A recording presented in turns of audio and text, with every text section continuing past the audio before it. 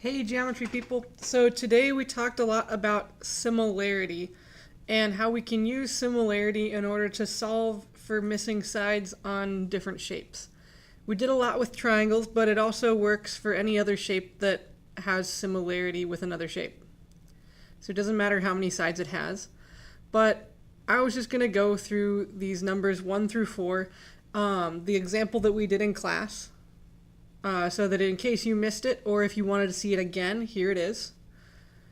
So for number 1, it says fill in the following ratios with the corresponding sides. So we know triangle ABC is similar to triangle DEF. So if I were to write the similarity statement with, the similarity symbol, we would have this because the little squiggly line means similar, as we talked about today in class. And over here they have part of it filled in for us. We know that AB corresponds with DE because A and B are the first two letters here, and D and E are the first two letters here because the letter order matters. So then we go from there to finding the rest of them. So B and C are the last two letters here. E and F are the last two letters here, so BC corresponds with EF. So we would write EF down here. And then AC, A and C are the first and last letters, so it corresponds with DF because D and F are the first and last letters. Okay, so now we know what corresponds, and the next step that we should take really is to fill in the information that we can from the picture. So we have these ratios, but we're only calling them out with the side names. What we want to do is we want to put in some numerical values. So for example, I know AB is 8. So instead of AB, I'm going to write 8.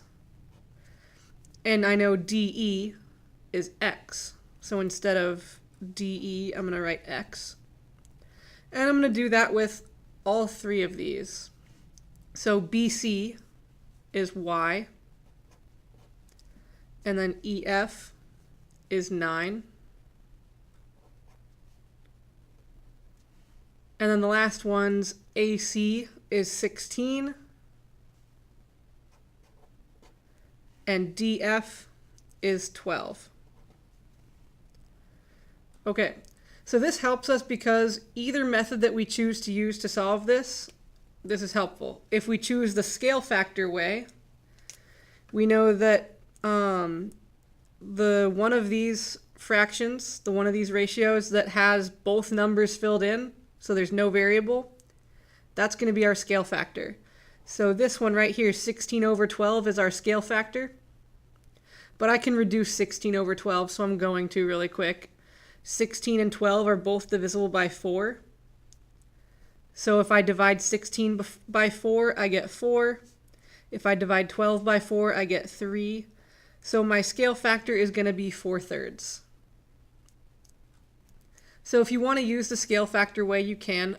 The first thing I'm going to show is solving it by using proportions.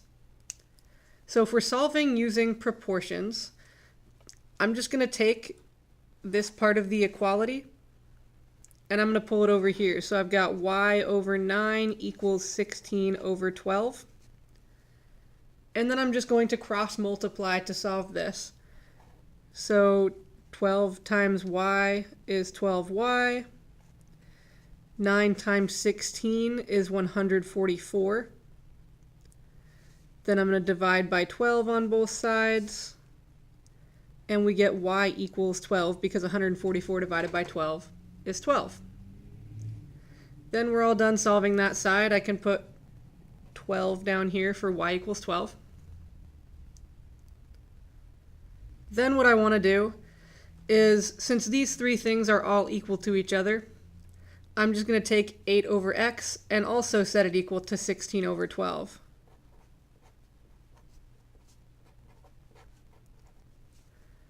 And that will help me to solve for x. I can do the same exact process. Cross multiply. 8 times 12 is 96. X times 16 is 16x. Divide by 16 on both sides. And we get x equals 6 because 96 divided by 16 is 6. So there we go. Now I've solved for both missing sides.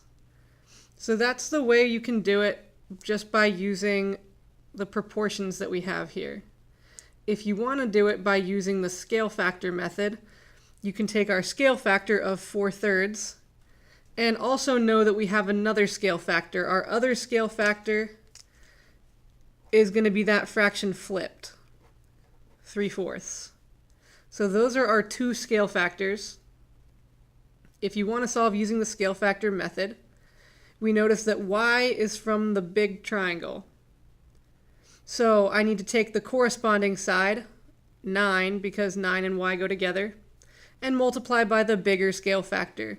So I would take 9 and multiply by 4/3. And that gives us 12.